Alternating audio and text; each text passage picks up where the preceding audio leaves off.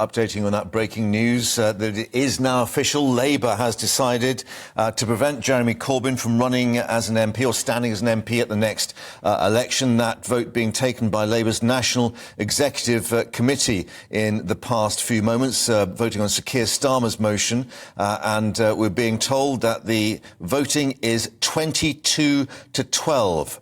Motion passed 22 to 12, so far from unanimous. Let's actually bring in our Deputy Political Editor, Tom Harwood, now once more, who's outside Labour HQ. So 12 on the NEC not agreeing with it, which indicates it's not going to be perhaps plain sailing for Labour. Certainly not. We know there is a large constituency within the Labour Party that is still supportive of Jeremy Corbyn. However, we also know that the constituency that is supportive of Keir Starmer is larger. 22 to 12 is quite a large majority for Keir Starmer's motion. Of course, it's very unlikely that he would have brought the motion before the NEC unless he believed he had those votes, because this is a contentious issue. Of course, Jeremy Corbyn did lead the Labour Party for the best part of 5 years. He led the party into 2 general elections, although he was defeated in both of them. He stood to be leader of the Labour Party twice, of course, and won both times.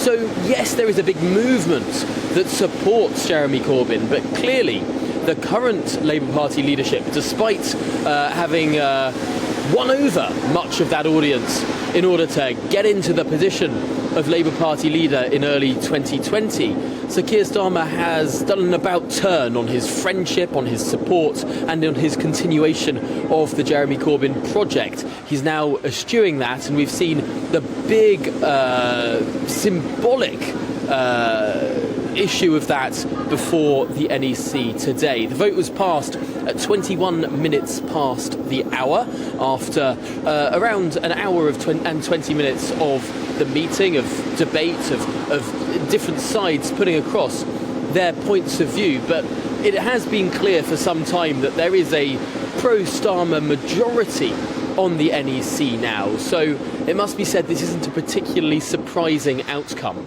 What we don't know, however, is how Jeremy Corbyn will respond. He's yet to release a statement, although we are only speaking in the minutes after this decision has been made.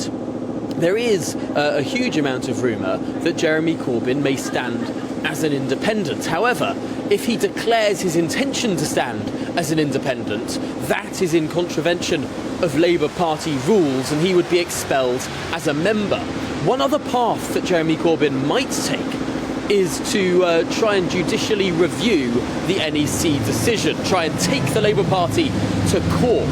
Now, that is a path that he may take, and that may well delay a decision on whether or not he chooses to stand as an independent. Of course, we heard in a statement from the Labour Party constituency Labour Party of Islington North that they are supportive of a Labour Party in which local parties, rather than the NEC and the headquarters behind me in central London, that local parties make the decision on their own candidates. So it'll be interesting to see if there are more words from the local party in the coming minutes. I would be very surprised if we didn't see a further statement from them today.